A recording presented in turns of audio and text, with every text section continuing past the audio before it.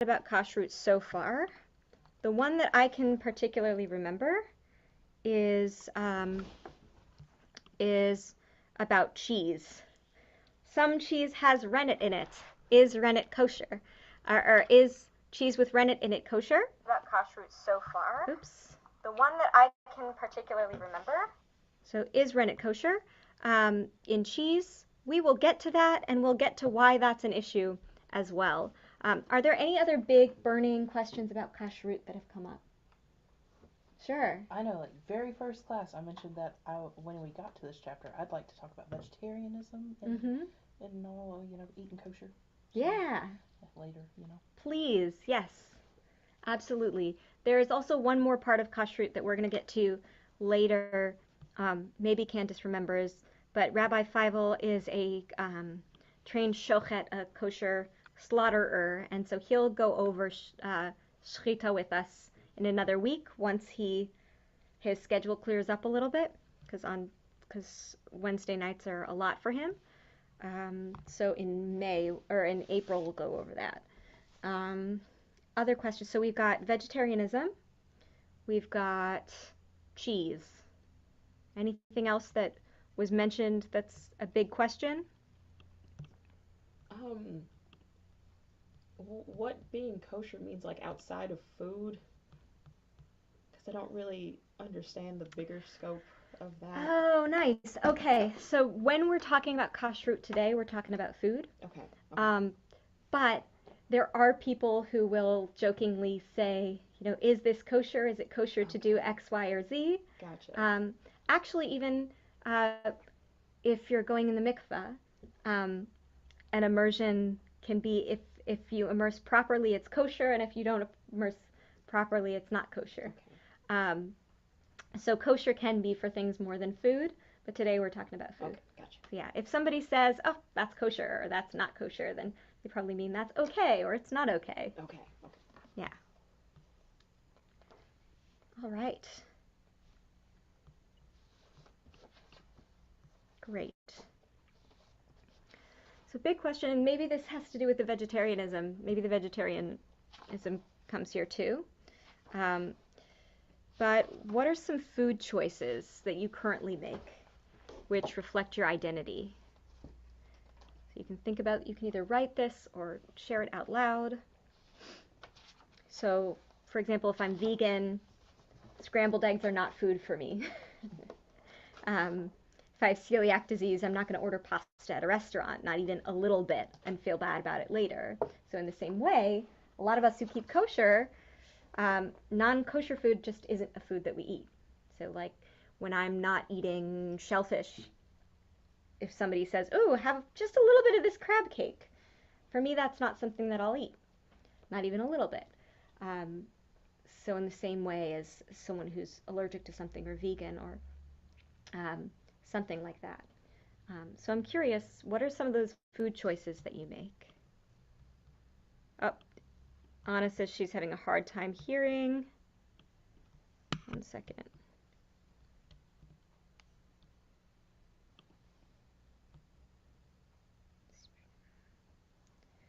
Weird. Can you hear me? Can you hear me now? Yeah, I can hear you now. I just think you might have been like a little far from the computer or something. I don't know. But I could hear you when you said, "Can you hear me?" Okay. All right.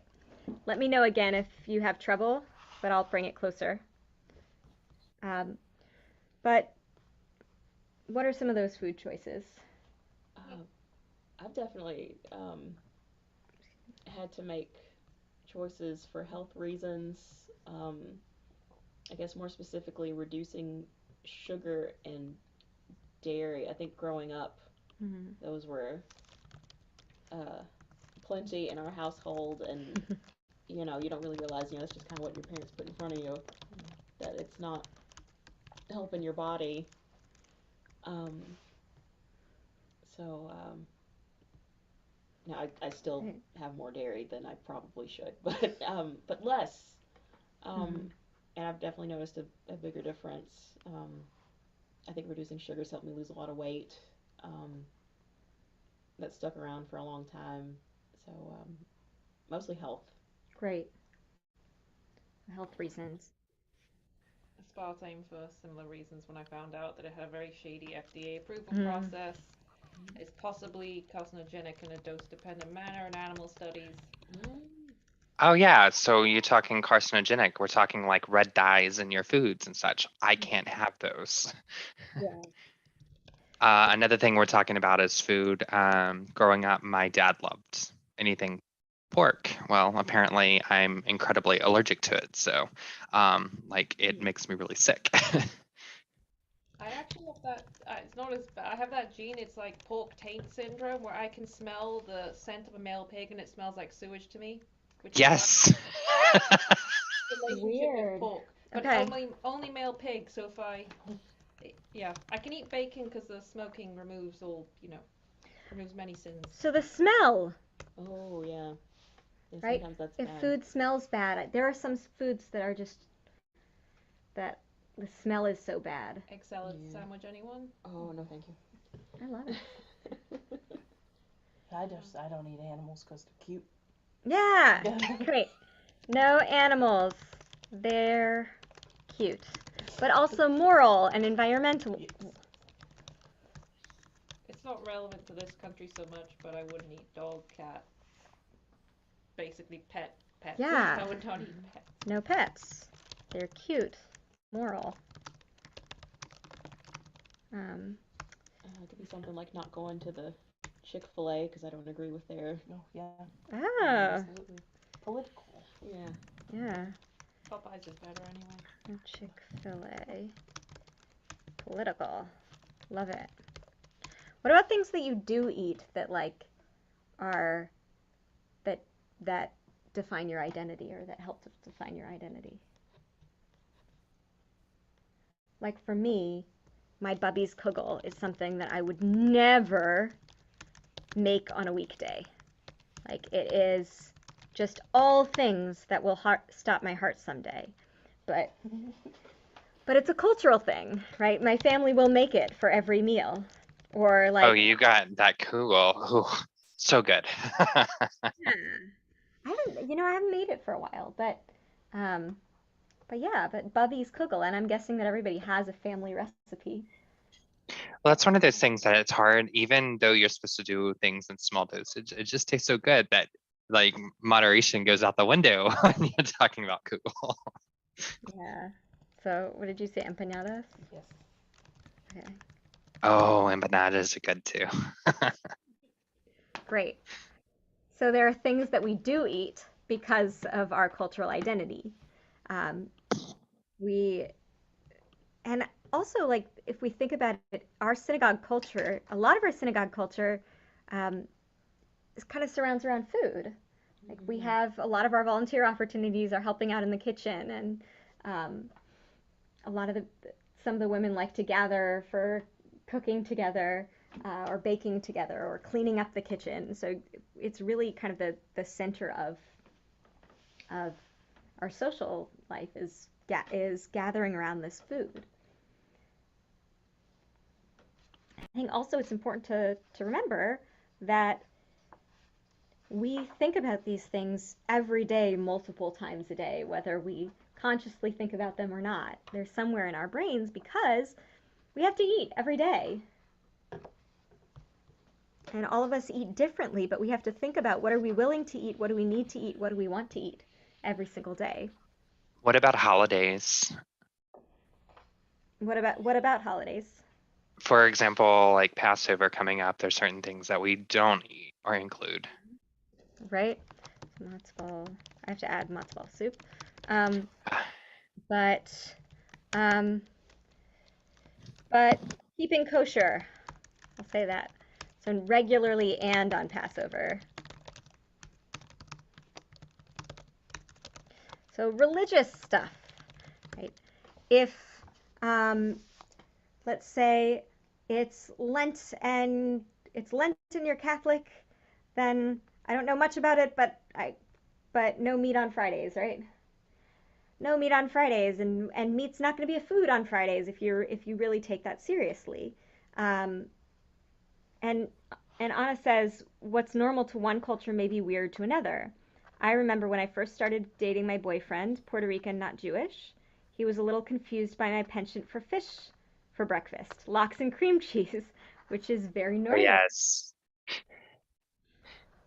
Yeah, it's a little weird, but it's delicious for those of us who grew up with it. Absolutely. Great. And so, right, for Muslims, it's keeping halal, and so for each different group, culturally, religiously, we see different things um, as food. I mean, I know going to Thailand, we would go to the market, and there would be so much food there, so many animals there that they would eat that, like, most people here wouldn't consider that food. Or there's food here that people eat that in other parts of the country they wouldn't consider food, right? When I first heard about eating things like alligator, like I think that's weird. I was very confused. But apparently it's a thing culturally here. Great. Rabbi Brad Artson says, for over 3,000 years, Judaism has taught that how we eat and how we feed ourselves are sacred and communal matters, sanctifying us, educating us, nourishing our identity, and fortifying our mortality, or our morality and our mortality. We need that sustenance no less than our ancestors did. Our meals can feed our spirit too, through the same simple guidelines that have shaped Jewish eating and Jewish living since the beginning of our people. And I certainly don't think that that's specific just to Jews.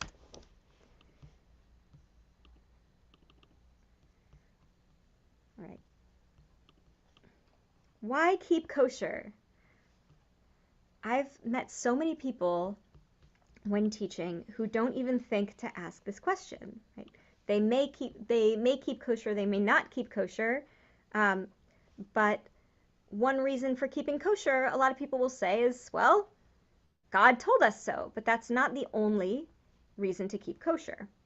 So I'm curious for us to read these 4 different explanations for why to keep kosher, and I'd like for, as we're reading them, for you to rate them for yourself, 1 to 4. So Jade, will you read loudly enough that hopefully they can hear you? Will you read Reverence for Life? Okay. The permission to eat meat is to be seen as a compromise, a divine concession to human weakness and human need. The Torah, as it were, says, I would prefer that you abstain from eating meat altogether, for to eat meat, the life of an animal must be taken, and that is a fearful act. And since you are imperfect, and since your desires cannot be stopped, they must at least be controlled. You may eat meat, but with a restriction, that you have reverence for the life that you take. Rabbi Samuel Dresner. Great. So what is he saying, just as a summary?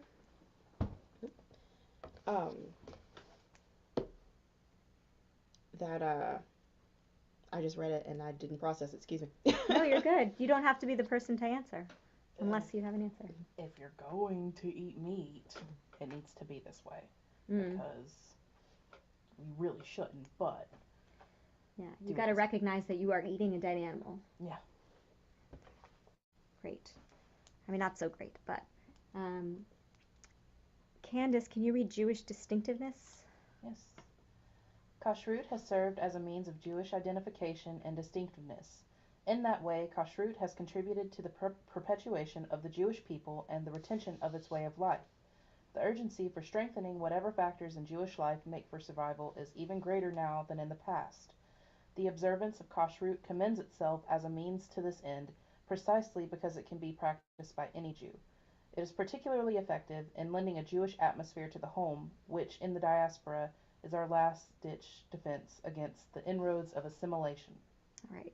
Keep in mind this was written in 1956, so it's a very particular, it's a perspective that's a little bit particular to the time, but also works today. What's his point of view? It makes you Jewish. Yeah. You're Jewish, you're a distinctive people. Great. Emma, how about mindful consumption? The biblical call to holiness is reflected by Judaism's attempt to elevate the satisfaction of all basic urges for food, drink, sex, in which we differ not from any beast, onto a level worthy of man. Kashrut is a good example of how Judaism raises even the most mundane acts, the most routine activities, into a religious experience. What narrower minds look upon as a picayune concern with trifling kitchen matters is really an example of how Judaism elevates the mere physical satisfaction of one's appetite into a spiritual act by its emphasis on the ever-present God and our duty to serve God at all times. Did I pronounce that correctly, picayune? I don't know. I- That's a fun word, but I have no idea what it means. I think You so. did. Oh, great. Mark says yes. So it must be right. So what is he saying? What's his reasoning? Mindfulness is just the awareness of the moment and what you're doing. So he's, that's we use a lot in psychiatry. So he's kind of saying, by focusing on in depth on what you're doing, you're experiencing it and elevating the experience by, Right. probably all using all senses. Is kind of what he's getting at, including your spiritual ones. Mm-hmm. So I'm trying to move the computer screen. Absolutely. So mindfulness. And Mark, how about physical health? To eat any of the various kinds of food that the Torah prohibits for us is unwholesome. The major reason why the Torah abhors pork is because it is very dirty and feeding on dirty things. This is, as the rabbis teach, the mouth of a swine is like walking excrement. Lovely. And so what's his reasoning? It's dirty. Super gross. Pigs, gross, yuck. It's kind of like alligators. Emma's, Why would you eat that? it's kind of like Emma's description of being able to smell the male pig. So it's like when reading this, I'm like, oh yeah, there it is. Right. Great. All right. 1, 2, 3, 4. Anybody have an idea of what the top ranking reason is for you?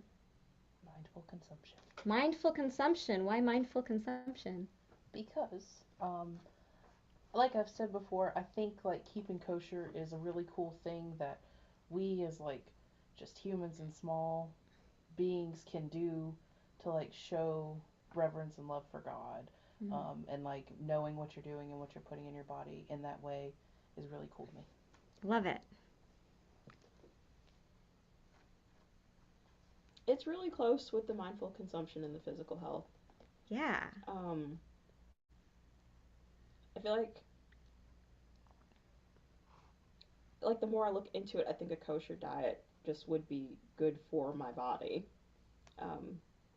Definitely all of these are just as high ranking, but I think that might be my big one, just to feel better, because in taking care of yourself, you're able to go into all of these other ones. I feel like Does that make sense? For sure. Yeah.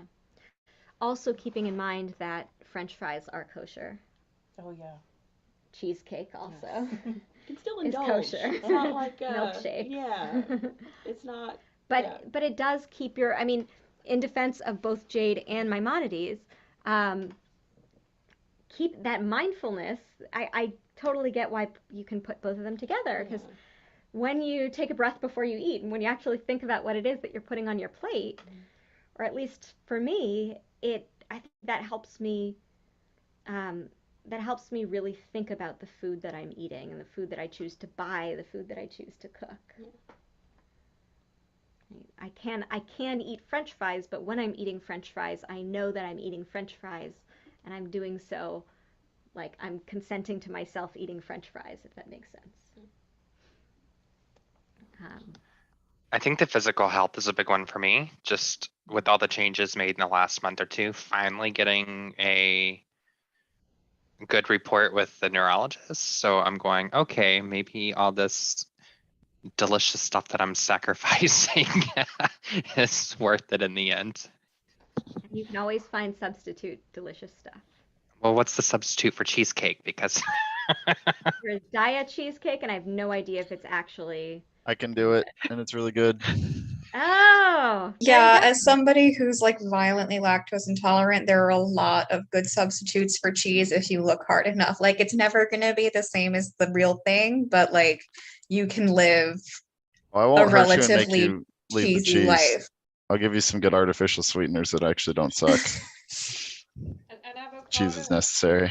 avocado actually may not even, it actually is pretty good in a dessert. I've had avocado ice cream, but also it can sub out a lot of, like, if you need that fatty, creamy consistency, it can sub out for a lot of other things.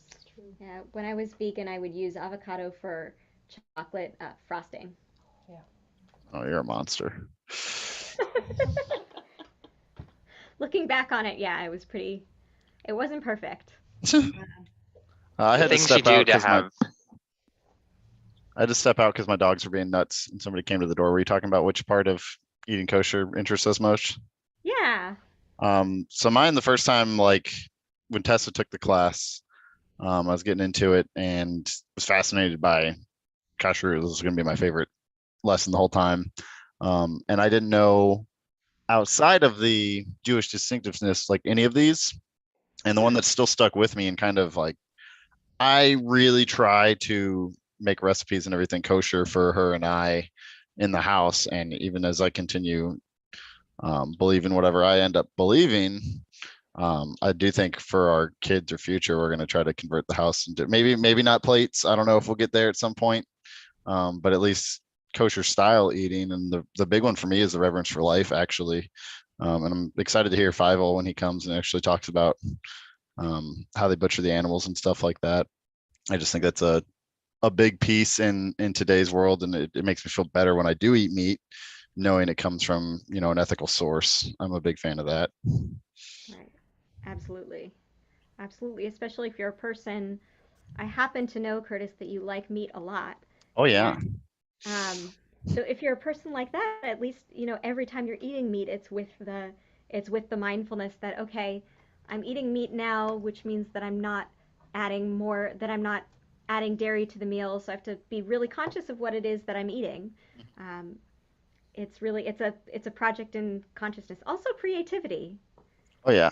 Some of those breads that you're like, okay, I got to substitute XYZ, but it makes it good, so it's fine. Yeah. Any other reasons that aren't here on this list? I can think of one.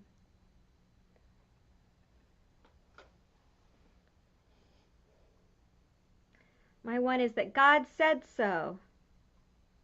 That's a good reason to do it. We'll get there. God commanded us to. And we'll get there in a minute. But before then, detour. All right. I'm not telling you what this page is yet, but I would love for, there we go. I would love for each person here to name an animal. Jade, what animal would you like to? Deer. A deer. Great. A cow. Cow. Pelican. Pelican. Nice. That's the right answer. I mean, they're all right answers, but that's an interesting answer. Mark. Ducks. A what? Duck. Oh, a duck. Because they're outside my window right now. Oh. Right. If you are unable to talk out loud, you can also write it in the chat. Curtis, what kind of Moose. animal? I'll do the chicken. Chicken? What did You you gotta add say, Anna? fish too. We haven't done any Oh. fish. What I kind said of a fish? moose. Moose. Great. What about what kind of fish, Curtis? I'm gonna add catfish and be difficult. Oh, man. All right. Adding catfish. Okay. I'm gonna say what don't we have here? Bees. Great. All right. From the Torah, here's what I would love for you all to do. We're going to, I think enough of you are actually online that you can do this as a group. But I would love for you to read this passage from Torah Deuteronomy chapter 14, verses 3 through 21. And I'd love for you to figure out, according to this, what can we eat and what can't we eat. So I'm going to mute us in this room, and I'll turn off the sound on my computer. So the four of you can discuss on your own. I'll be muted and I'll mute your sound.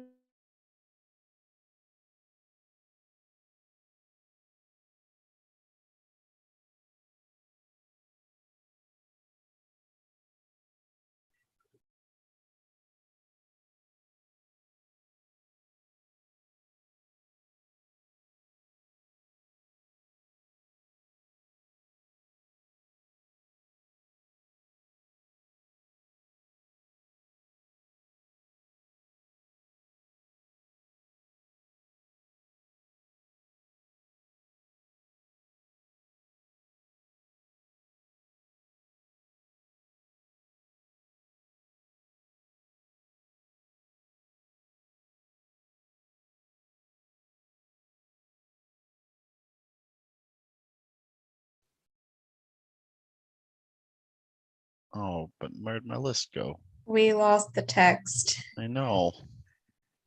But when I was reading the text, it seemed like, I mean, the funny thing was that like the major rule about cooking a kid in its mother's milk was just like a sentence at the end. Oh, that's my number one favorite argument. Right. That it's like a sentence at the end and there's like this list, like this huge list of animals you can't like don't eat osprey or any kind of owl. Like there are Yep. so many owls. Also that it's the mother's milk, but it's also not necessarily that animal. It's just like any dairy. Yeah. We separate it out into Because it's the concept. butter and chicken. They're like categories of food. Right. 100%. The split hoof is the other one. But it like split hoof and chewing cud, it's like not an either or. Right. It's a both. And I'm confused about the why on that one. Like what's the Well, I got no answers. That's all. right? Like the kid in its mother's milk, like it conceptually makes sense. Right. But just like the whole list of like you can eat birds, but not these birds.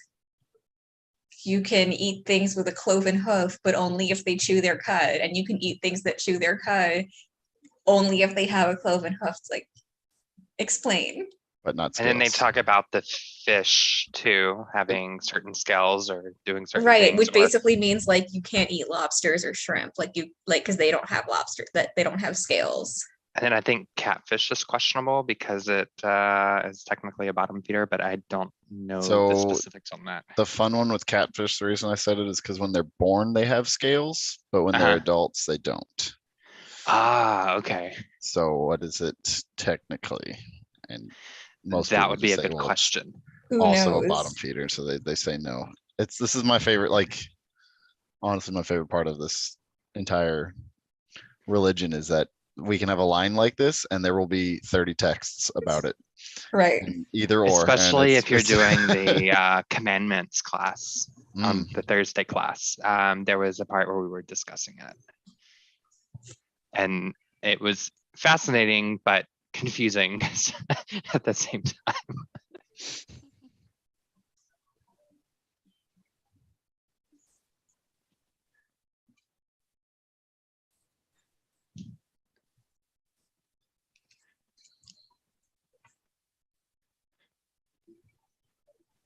I think they go into the cleanliness of the animal too.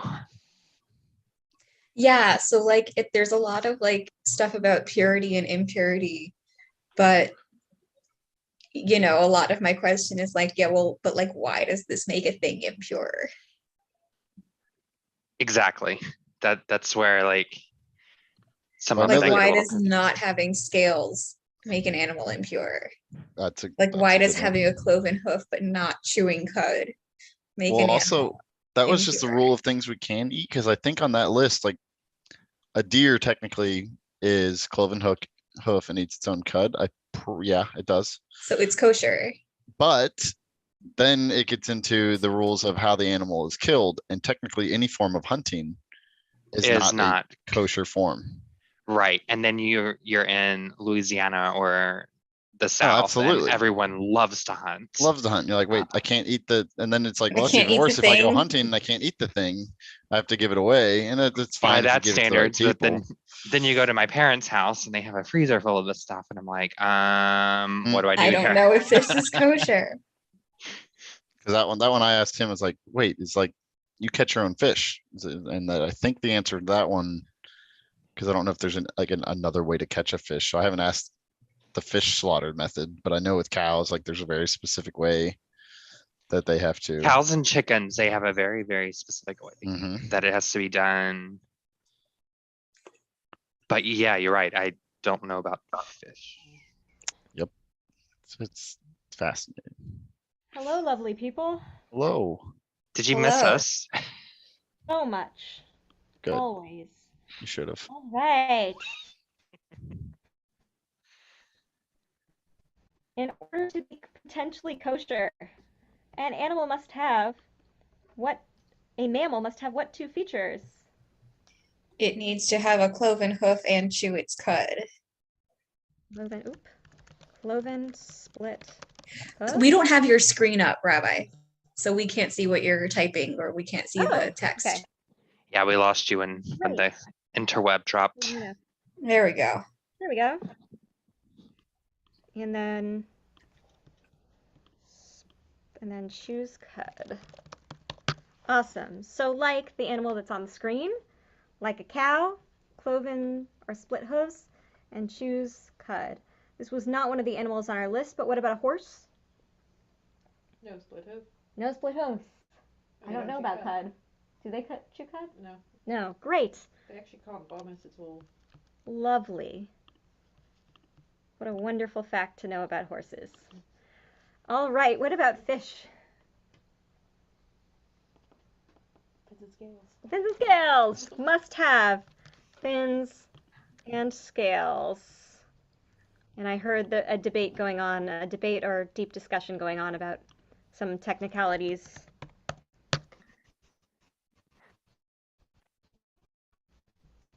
At the end there. How can you tell if a bird is potentially kosher? And you mentioned this. It sounds like none of the birds of prey. So if it preys on things, probably not there. And I'm still, I guess a pelican would count as a seagull. I think. I don't know. Right, and keeping in mind that when we say pelican or when we say seagull in that text, it's a translation. Oh, okay. So something like a seagull or pelican, probably a heron too. All right. So, oh yeah, you're right. If you're throwing in the herons, then any sort of bird of prey, whether it's fish or air animal, would count as kashrut. Right. So basically, it's got to be a herbivore or omnivore, or, at least sort of like right, a turkey. like chickens do eat bugs, but Yeah. that's not their main. Right. So a good way to tell is birds of prey, but technically, if a bird is listed in the Torah as something that you can eat it. If it's not listed, don't eat it. One of the problems with that is turkey. Turkey is not listed in Torah. So some Jews actually don't eat turkey because it's not in Torah. Really? Huh. Yeah, especially I think Chabad Chabad doesn't eat turkey. What about penguin? I was asking because I they love how you technically are birds. disclaimer. Well, they technically Well. birds. You can't eat Senor Penguin. Oh, that's just not cool. Well, penguins hunt for like other animals, so they're kind of like a bird of prey. They So they do. eat fish. Oh, sorry, yeah. You're right, scratch that. I just used to them being eaten by other animals. I forgot they actually do hunt themselves. Hey.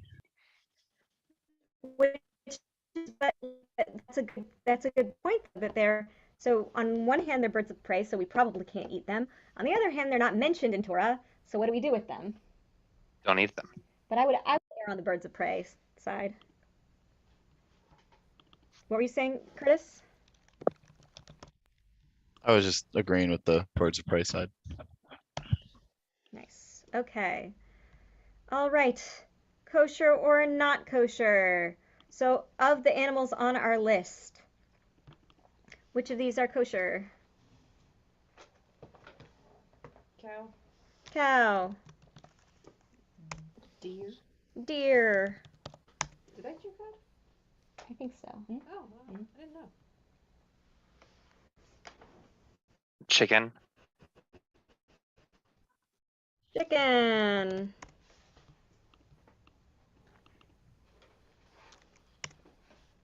Do this chew cod.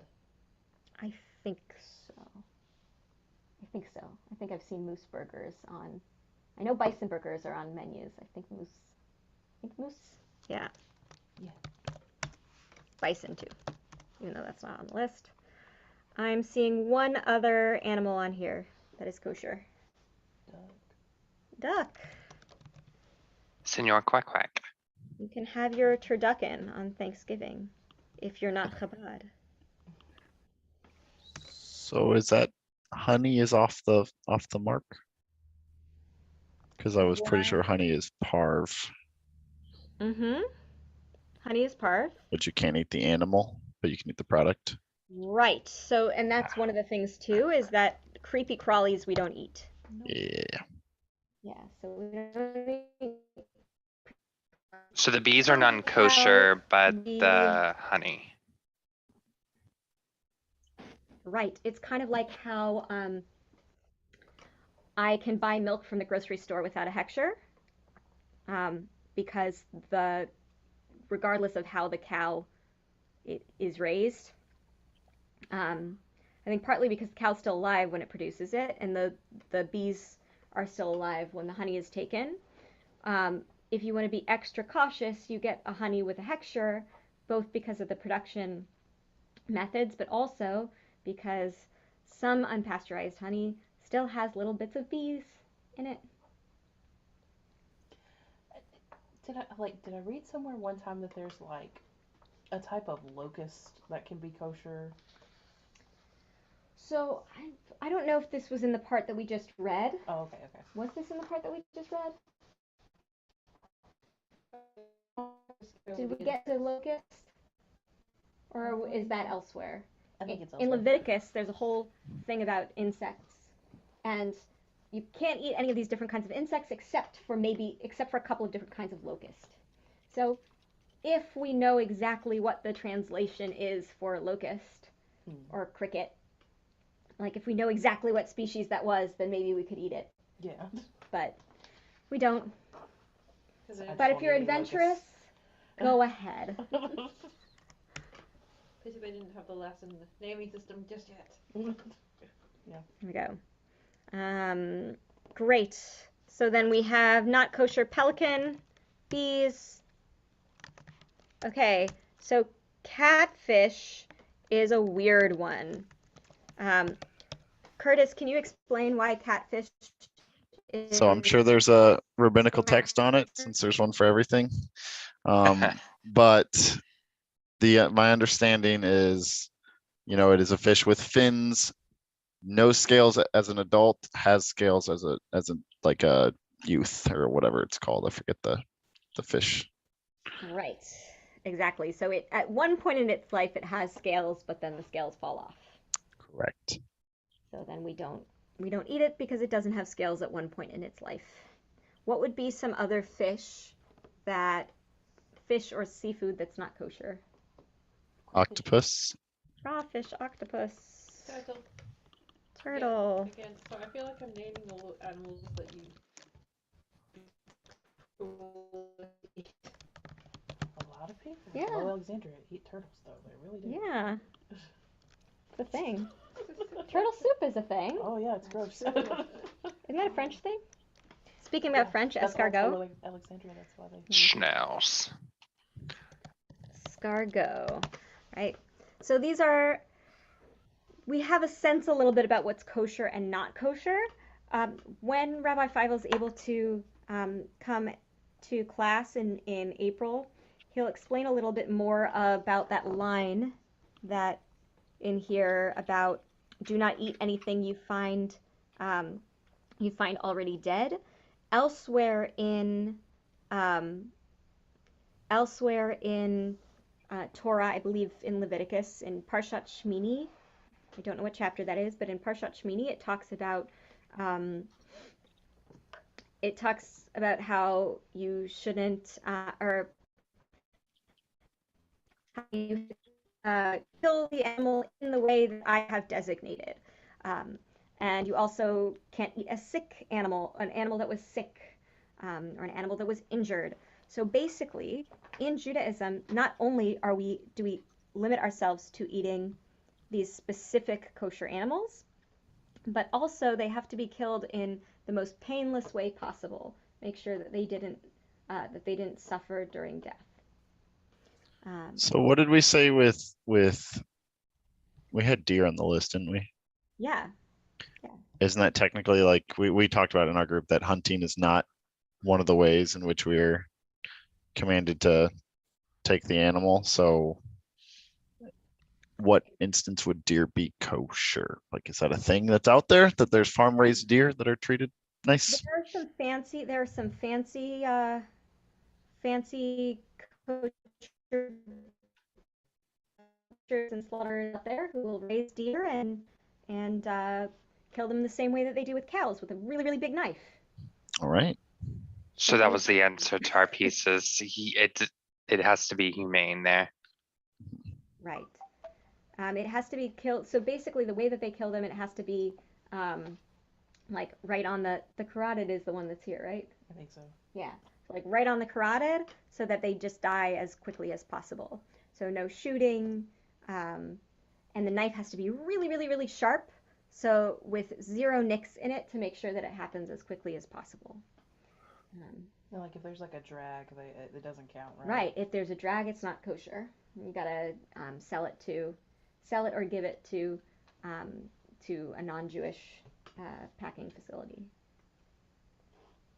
That's why I would eat kosher meat if I had the. Keeping in mind too, though, that just because an animal is killed in a way that's kosher, as a former vegan, just because an animal is killed in a way that is kosher doesn't necessarily mean that it was raised in an ethical lifestyle.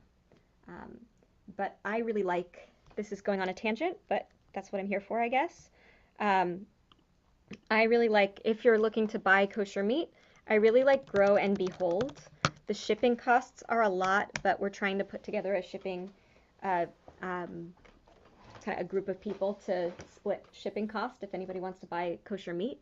So this is an online store, Grow and Behold, and they vet all of the farmers that they're getting from. They make sure to get it from to get humanely raised meat.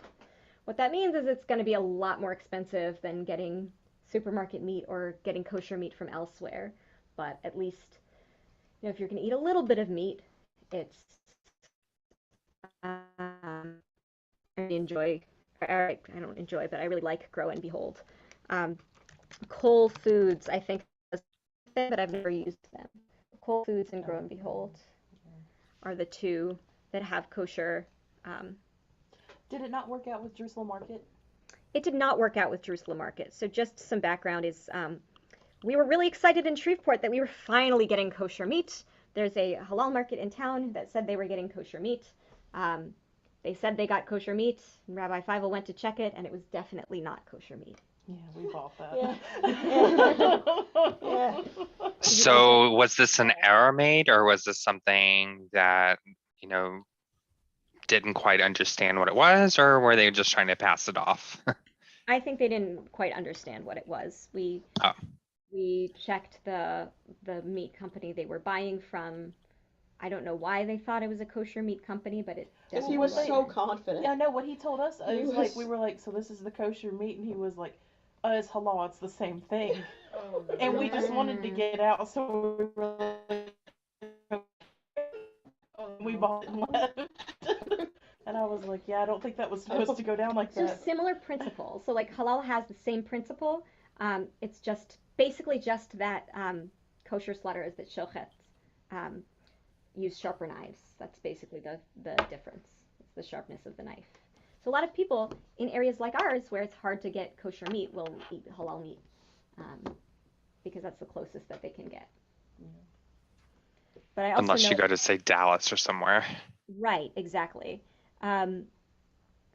I also know I know Muslims who will eat kosher meat because kosher meat is halal. Mhm. Halal meat isn't necessarily kosher, but kosher meat is halal.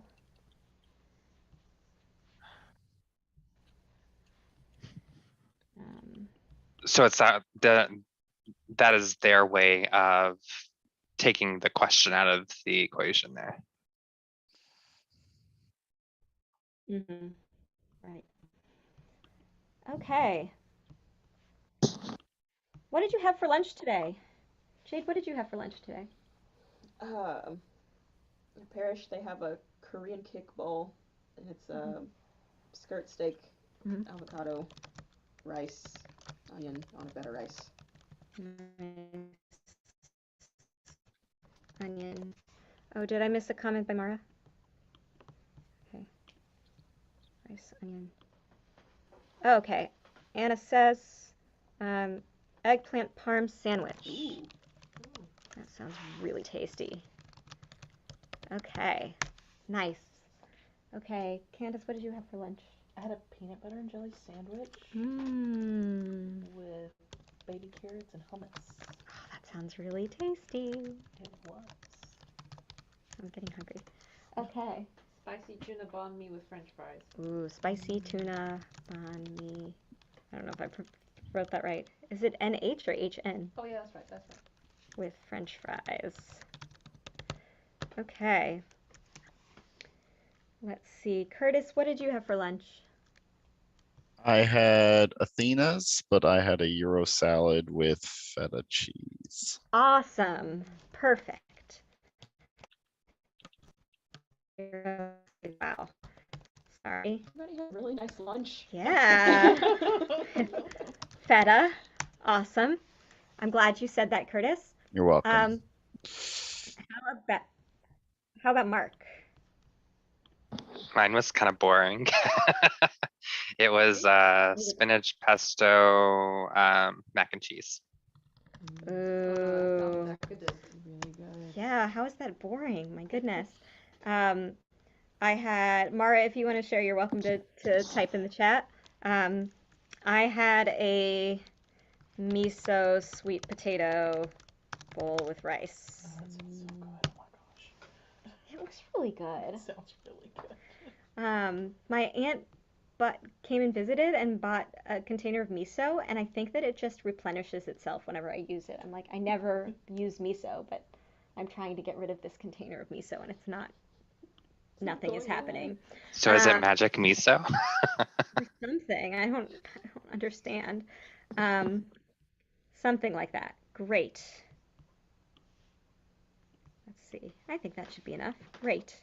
Oh no! I did that in the wrong text box. Hold on.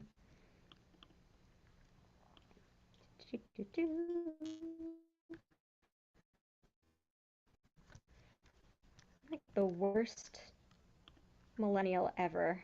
I just can't use technology. Great. Separating meat and dairy.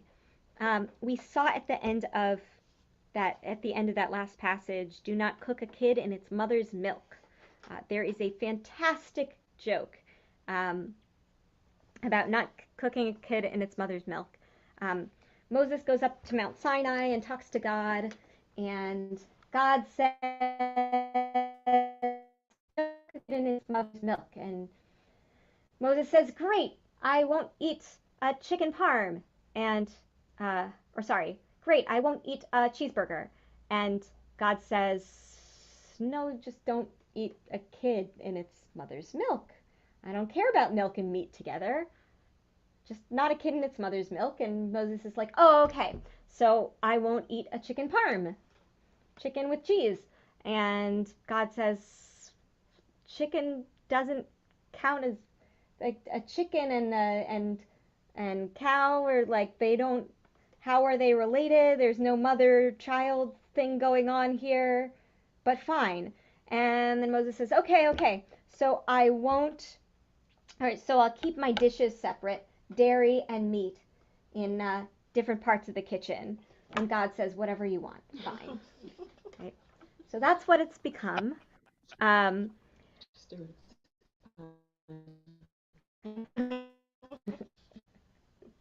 Exactly. Right? It has evolved over the years from do not cook a kid in its mother's milk to we don't eat milk and meat in the same meal. Beyond we don't eat milk and meat in the same meal, a lot of people, me included, and the synagogue included, have a kosher kitchen, which means that they have milk dishes and they have meat dishes, and you only cook dairy things on dairy dishes, you only cook meat things on meat dishes. There's a third category that we'll learn in another minute called parv, which is neither dairy nor meat. We'll get there. Before we get to more of the specifics, we've got 3 opinions about why not to cook a kid in its mother's milk. So I'd love for us to read these 3 opinions, and if you have one that sticks out to you, then please share that. The second one, I like how he's like, yeah, it was probably like pagan stuff. I don't know. Great. Maybe pagan stuff. That goes back to the like Jewish difference, right? Setting us aside as different from other people. See it like with A is kind of like more just be nice to the animals kind of thing, because it's like it could be reminding like when because you have to take the baby cow away from the mother cow and stuff, like do it in the nicest possible way, don't distress the animals. So I can see it like reminding you that the mothers, the animals really do love their babies and stuff.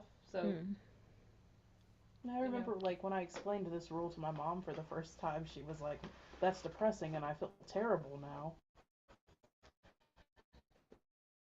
About not having the meat and milk together. She was like, I feel terrible. So I think the first one like probably makes most sense to me. Yeah, that connection between being aware again, like we said with meat, being aware again that mother and or that these animals actually have feelings, right? That mothers actually feel for their kids. Anna says the third one is how I've thought about it. It's kind of disrespectful to the circle of life, right? That an animal eating an animal is eating something dead, and eating a dairy product is eating something that inherently gives life. So this is that's how I've come to understand it too, in the best way I can, because my biggest qualm with the law of kashrut, especially that eggs and chicken, we're good to go there, but cheese on a cheeseburger is not okay, and that I don't know how to separate those two. Well, you can be stringent if you'd like, Curtis, and you are welcome to not eat eggs and chicken together. But I agree, that's weird. What about fish eggs? We'll get there. No, I was wondering that too. Yeah. We'll get there. Great. What's another reason why Jews separate meat and dairy?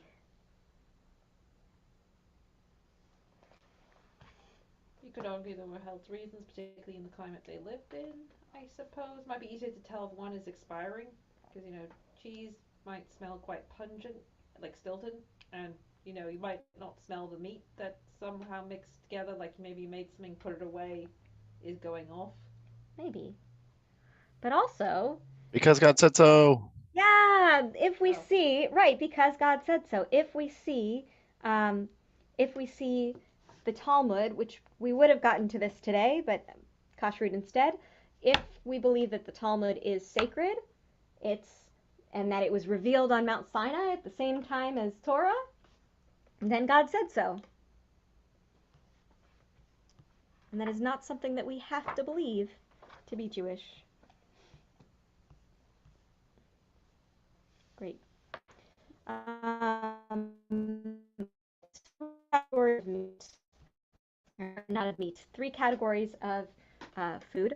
Fleischig is food that's made from meat, either mammal or poultry, which the Jewish dietary laws teach should be kept separate from foods containing dairy. Fleischig is the Yiddish way of saying it, and basari is the Hebrew way of saying it. We could also just say meat. Right? If you've got, you don't necessarily have to say, I have a basari kitchen, although you can if you'd like to speak Hebrew. You could say, I have a meat side of my kitchen, or I'm eating a meat meal. Milcheg or chalavi, so milcheg is the Yiddish, chalavi is the Hebrew, are foods containing dairy ingredients, and that can be sheep's milk, that can be cow's milk, that can be goat's milk, which the Jewish dietary laws teach should be kept separate from foods containing meat. Parv is a food that's neither meat nor dairy, and thus can be eaten with either. So that includes fruits and vegetables, grains, nuts, eggs, fish. So anything that's not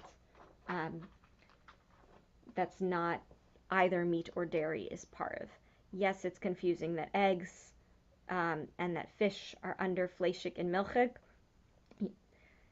It would be intuitive for fish to be fleishig and for eggs to be milchig, and for honey to be milchig, but so eggs and fish are not dairy and are not meat. So we'll go back. And fish eggs, fish eggs count as eggs, so they're parv. Even if they counted as fish, they would be parv because fish in themselves are parv. So we're going to categorize dairy, a dairy meal, meat meal, parv meal, or not kosher. Great. Okay. Where would we put skirt steak, avocado, rice, and onion? Depends on the source of the steak. Great. So let's do, since Jade gave this one, Candace, because Candace, you were next to Jade in this direction. Which category would it be in? I'm putting Jade's. Well, she went to Parish Taco, so I'm gonna say that was not kosher meat. Great. Let's pretend that it was kosher Okay, meat. if it was, absolutely a meat meal. Great. All right, skirt steak, etc. Great. How about Curtis? What would you say about the eggplant parm? It'd be parv. Parv. Interesting.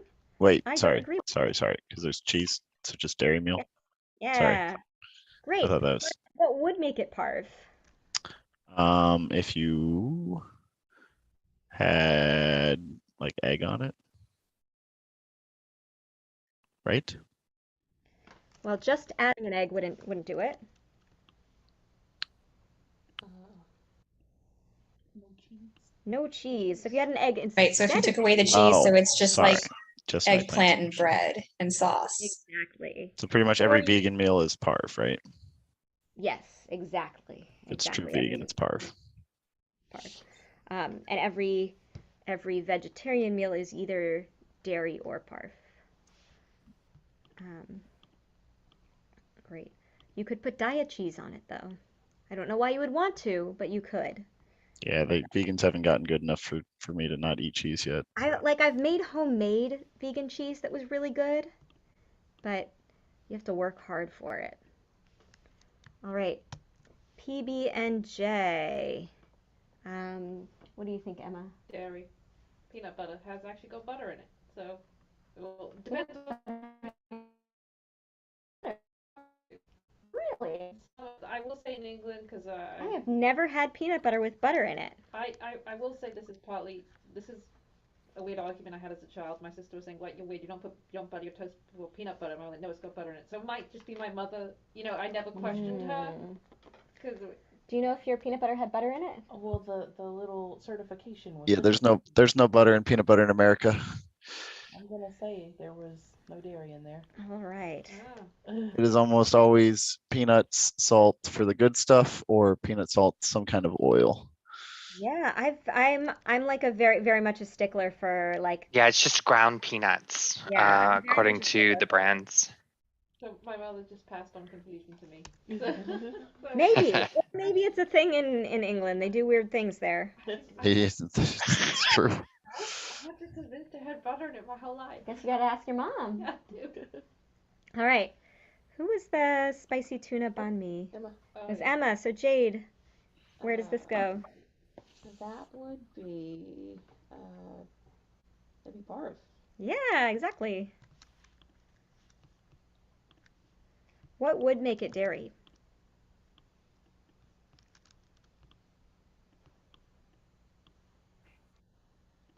If there was cheese on it or like mixed in or like milk-ish, depending on your taste. Yeah, some sort of like milky sauce if you put ranch or if you put cheese on your French fries, that sort of thing. All right, what category, Mark, what category would gyro salad with feta be? Uh,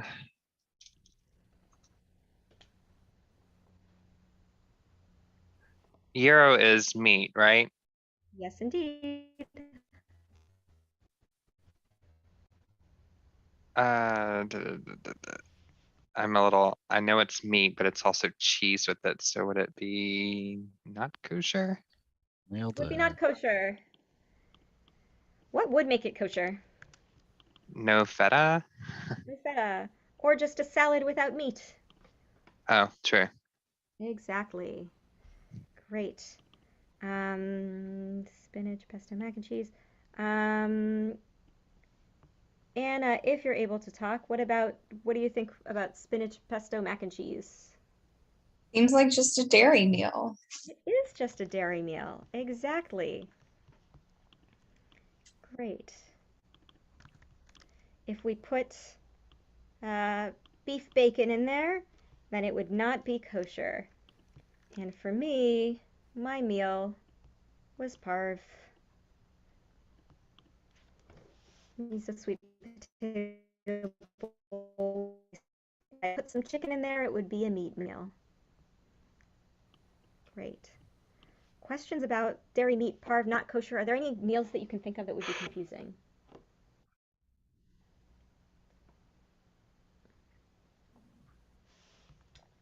Black pudding? That is made with blood. Yes. That'd just be meat. So part of the koshering process is getting rid of all of the blood. Okay, so that's not kosher. Right. Oh. Very much not kosher. And that's Wait, actually what? Yeah, they're the weird English pudding. I love it. Oh, okay. if you watch Great British Baking Show, you'll know all about it.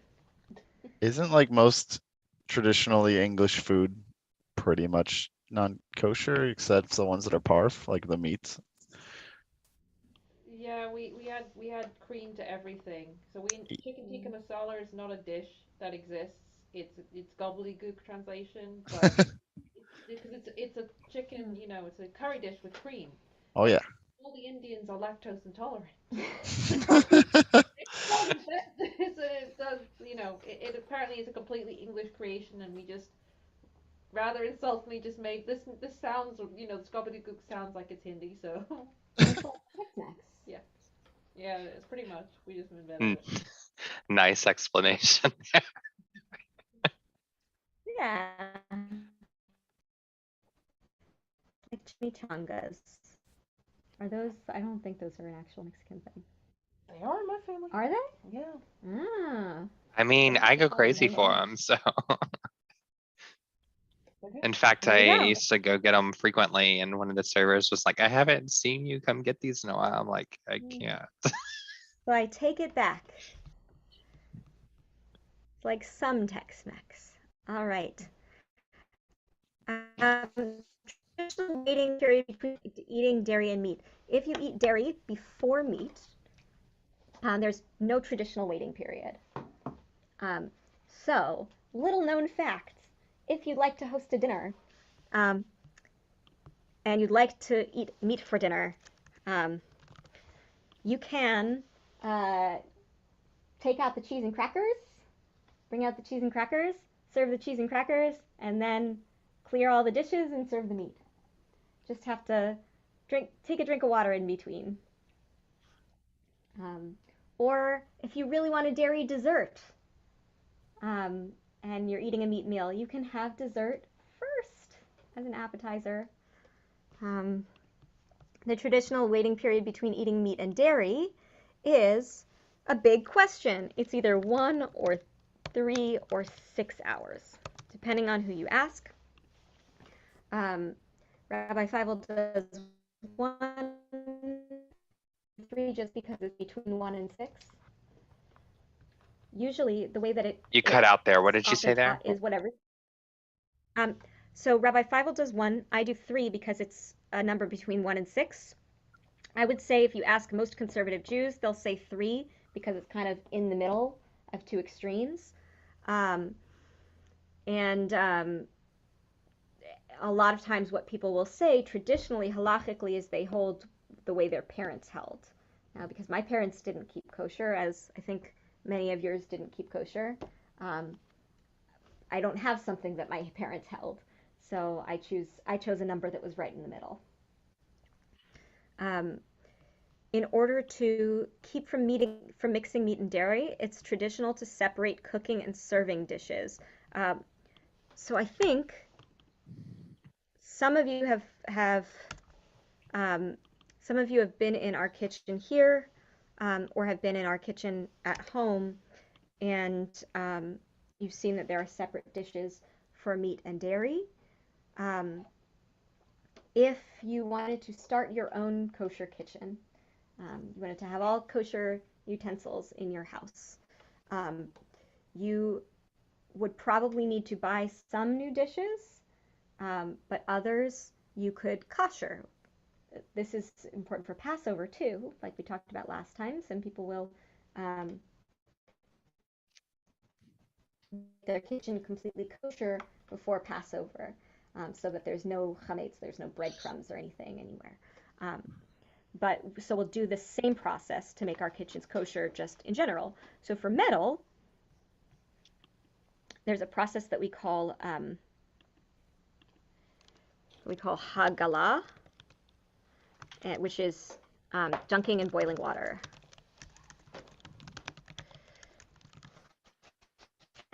And that is specifically for things that are used to boil. Or sorry, I should say things that are, I'll leave it there. Hagala is dunking in boiling water. Irui is pouring boiling water over something if it's too big to dunk. So pouring boiling water over. And then the other thing to do is libun, which is heating, basically using a blowtorch. So if there is a utensil or a dish that was put in the oven or was used to fry where there was no water involved, or if there's a utensil that has lots of scrapes on it, you would use libun, using a blowtorch, because hagala, the dunking in boiling water, isn't seen as comprehensive enough. Another way to do libun is to set your oven on the clean oven setting and stick a bunch of stuff in your oven. But that really only works with metal. Ceramic, there is nothing you can do to kosher ceramic. So unfortunately, if you've got ceramic dishes, not a whole lot you can do, except some will say you can wait a year. So if you've waited a year since you used them, like I have my great-grandmother's dishes, they've waited 50 years, then I can use my great-grandmother's dishes. But if you wait a year, it should be okay. Glass is, you just wash it. It's more complicated with Pyrex and I think I asked when you said if it's new, it has to be new. Got it. So with new dishes, I will say that you can use out of the box. But lots of, in Orthodox communities, there's this idea it may have used before by somebody who purposefully made it unkosher because they don't like Jewish people. So you have to immerse it in a mikveh. I saw a TikTok the other day of a guy taking his new glasses in snow. Mm. And he was doing that. He was also doing it with like a toaster. That sounds really dangerous. Yeah. I'm sorry, what? He said that he dunked his toaster in the snow. He said that his Orthodox community did like kitchen appliance Interesting. for the immersion. Yep. Okay, so it's not a fable that people actually will immerse new dishes in a mikveh because they might have been used by somebody who's not Jewish. The horror.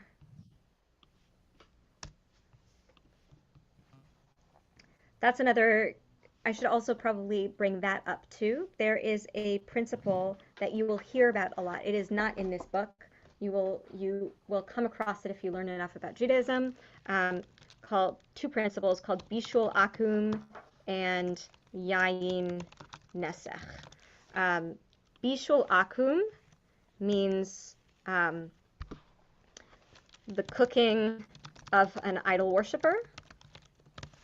Yayin Nesech means wine of, literally means poured wine, but wine used for like libation wine.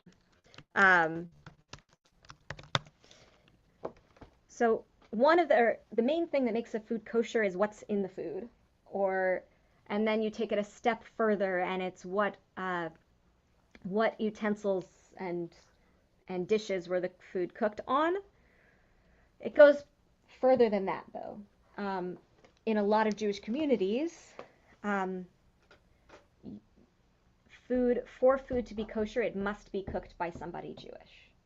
So, which is why when you go to a kosher restaurant, if a lot of people who work, if there are cooks there who are not kosher, they will have a Jewish person whose job it is to come in and turn on the stove in the morning, so that some Jewish person has cooked the food.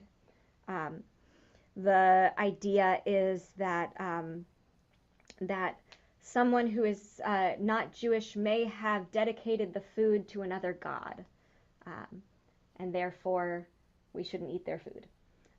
So for a food to be on a certain standard of kashrut, it needs to be cooked by someone Jewish. Most of the conservative movement does not hold by that. I will eat food cooked by anyone as long as the ingredients.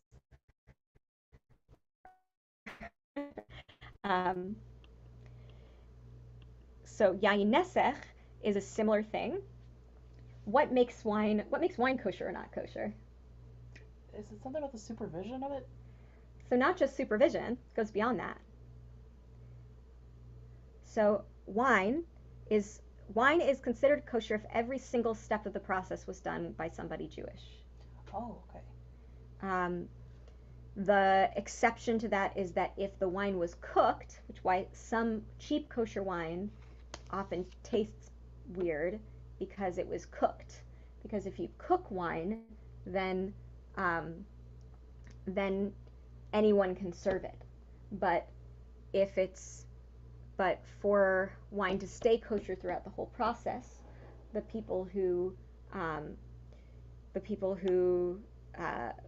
produce it and crush the grapes, bottle it, ship it, sell it, serve it to you at the table are all need to be Jewish. Which is why, so if you cook it, some of those stringencies go away.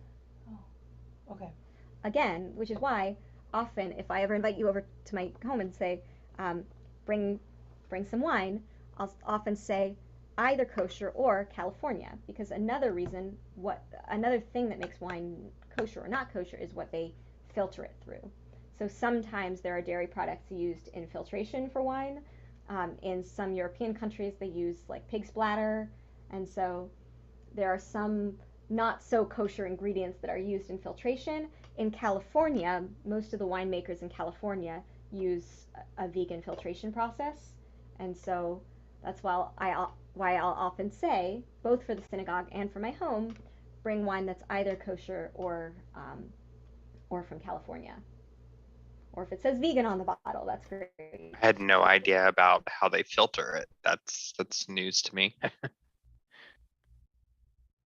Yes, and if anybody's interested in that, I can send you a lovely article on the details of wine filtration and kashrut. I wonder why Manischewitz has the consistency of syrup. I think it's just all sugar. Okay, that makes sense. Or maybe it's because it's all made from concentrate. Maybe. Yeah, because I don't know. Like, did you ever, when you were younger, did you ever have juice, like the frozen juice from concentrate stuff? No, yeah. Because it was basically all syrup, right? Yeah. Sorry. Yeah, I didn't mean to forgot make a about face, that but until yeah. right now. It's such a strange sensation. Yeah. Yeah. Very corn Yum. syrupy. Yes. You know, Yeah. that feel That's all I in have your at mouth. the house right now is Manischewitz. Yum. Okay. Wonderful. And now you know that you don't have to buy one, Yeah, that's. or you don't have to buy one that's marked as kosher. I didn't ask the important questions last year. I wish I'd known. I didn't teach the important questions last year, I guess. All right. Question.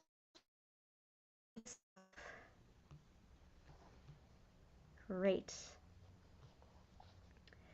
There, last year we were able to do this with food we had. I think we were able to do this with food that we all had at home, because I think were we on Zoom last year? No, we were in person, but We you brought were. in some stuff. Ah, okay. So next week I'll bring in some stuff. I apologize I didn't do that today. And I'll give you homework. Fantastic. We on a lot of food labels, more than you might expect, there are little symbols that will tell you if a food is kosher. What this means is that the ingredients are kosher. It was made on kosher equipment, and it was supervised by a rabbi. So please know that there are foods out there that are kosher, but they aren't marked kosher because a rabbi hasn't supervised it. So personally, the way that I judge things like this are, number one, fruits and veggies and eggs and milk and that kind of thing doesn't need a hechsher. Number two, if it's made by a company that only makes vegetarian and vegan things, I personally will buy it and use it on my equipment because I know that there's no way that it came in contact with meat, most likely, if it's a small vegan company or small vegetarian company. No way it came in contact with meat, so I will use it at home.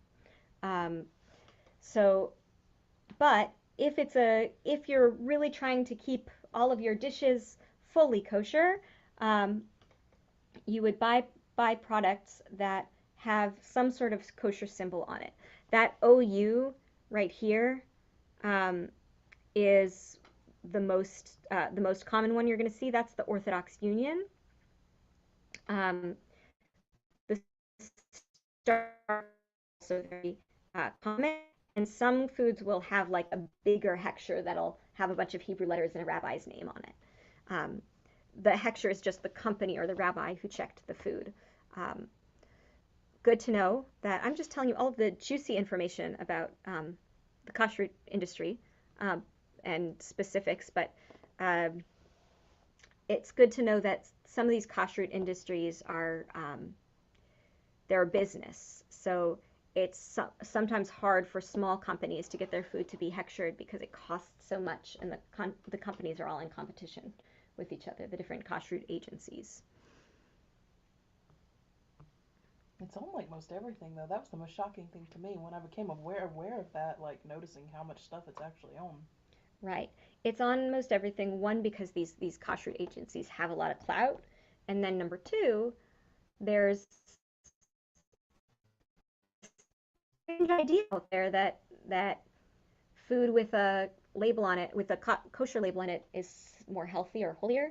And so a lot of people who are not Jewish will look for that label anyway because they think that that makes it holier or more healthy. I've heard that before. That's interesting. That's a widespread idea. I don't know if it's widespread, but it's widespread enough. That, yeah. Yeah. But so my challenge to you for next week, and I'll write this for next week as well, or 2 weeks from now, because we're not going to be here next week, is to find some jar or can or something in your cabinet, in your kitchen cabinet, and either take a picture of it or bring it in, or send me a picture or bring it to the Zoom screen, and show me something that has a hechsher on it, because I bet you'll be able to find it. And we see, is it meat, dairy, or parve? One last thing that I think is lovely, I really love this practice, is the practice of blessing before eating. We are certainly not the only tradition to bless before we eat. And I think there's good reason why. The Talmud says in Brachot, which is the first tractate of Talmud, our rabbis taught it is forbidden to enjoy anything from this world without first saying a blessing. Anyone who derives benefit from the world without taking the time to offer a blessing is considered to have stolen sacred property. So like we've said before, like this stuff is not just ours, this stuff is God's and the community's as well. So the method to blessing before eating is split up into different categories of food. Bread is the highest on the hierarchy. So if you're going to have bread in a meal, you're going to say the bread blessing. This is another one of those classics that if you've been to services, or if you've had meals, family meals at home, or if you went to a week of Hebrew school, you probably would know this blessing on bread. It's the hamotzi, or not the hamotzi, because hamotzi means the bringing, so it wouldn't be but hamotzi. So anytime you have bread in a meal, you would say this blessing. Anytime you have grains, so non-bread products. So like, what are some products that have grains in it that aren't bread? Granola, cereal, nice. Pasta, brownies. Oh, the cracker bread for Passover. Matzah. Yes, well, yes. actually, Matzah. matzah is motzi. It's bread. Oh, because it's unleavened bread. Right. I think wassa crackers, even though they're flat, I think count as bread because they have yeast in them. While we're on this topic, so before lunch, we'll do bread and wine. And then after we do a complete blessing if it was a whole meal. So you're only required to do like the major ones? Oh, you're saying for the big after blessing? Right. Okay. So the big after blessing is for bread. The Birkat Hamazon is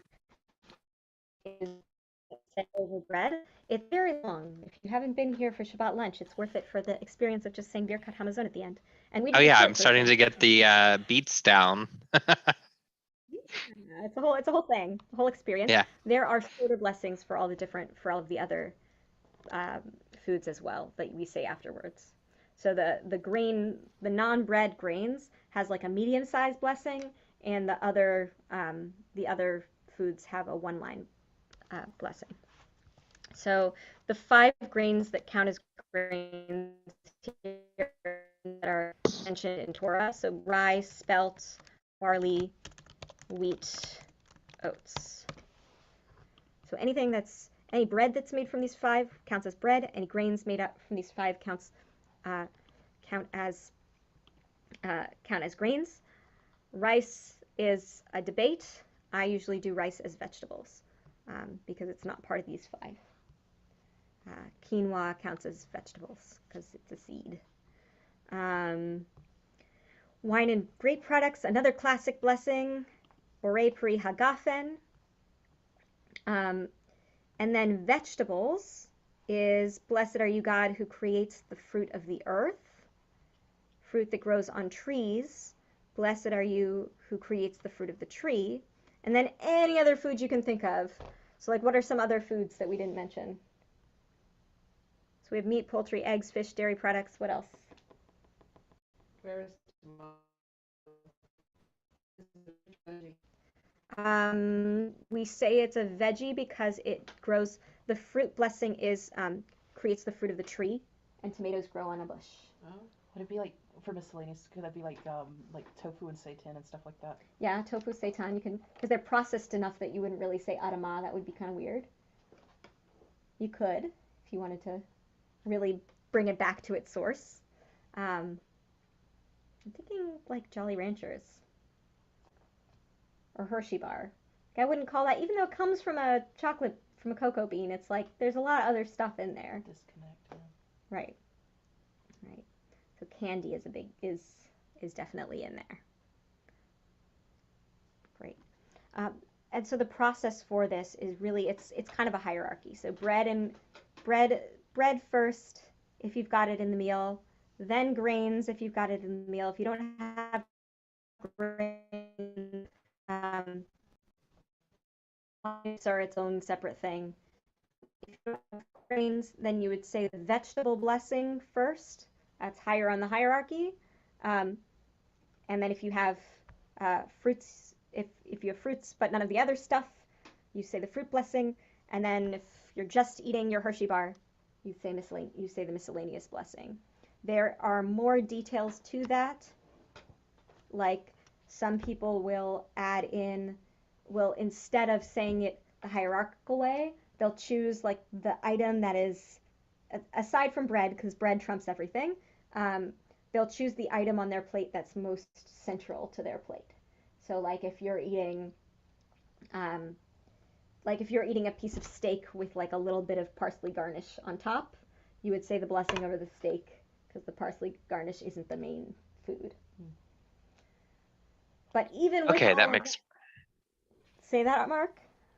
more sense because I was wondering why, like, if you had to go through the whole list, but that makes a whole lot more sense.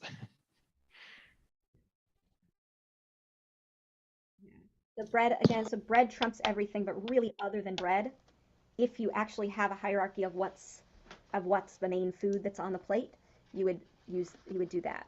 So like pasta with veggies, you'd do pasta. So it's kind of personal choice, but I would recommend that if this is something that's interesting to you, because I find it a really meaningful process to say these blessings before we eat. If you think that that would be a meaningful process for you, if you have the book, make a copy of that page and put it in your kitchen.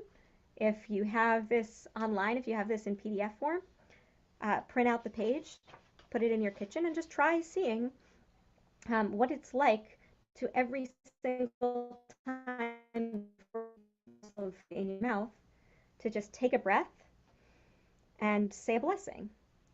And even if it's not the traditional blessing, you can take a breath, say thanks for this. Thank you to all of the people who brought this food to my plate. Thank you for the God who brought this food to my plate. I think just in the interest of time, we'll do eating ethically soon because I think it's important. But I do like this question. What are some of the choices you can make to incorporate Jewish values into your diet? So I'll leave you with that question. We won't go over that together, but is there something this week that you can incorporate into your diet, whether it's saying blessings before eating, or whether it's taking a breath before eating, or vegetarian for one full day, right? Or trying not to mix milk and meat. Just trying something out for a week, even a day, and see how it feels. So I'll circle back to that next week. We'll start with ethical eating, then we'll go back to rabbinic text. But wait, I realize that next week we are not going to be here, or we will be here, but next week it's going to be Purim. So I would love for you all to come to Purim, to come to our Megillah reading and our meal. It's a covered dish dinner, so it'll be lots of fun. Curtis can share his mock cheesecake or real cheesecake, either way. But you're welcome to bring something, even if you don't have something to bring. Come anyway. And I'll send out an email. I'm to the name I'm planning, but I'll send an email saying if there are online options. And if you live elsewhere, if you live somewhere with a big Jewish community, try finding a Megillah reading where you live. Go to a Purim carnival. Have a wonderful week. Chag Purim Sameach. Happy Purim. And as always, wonderful learning with you.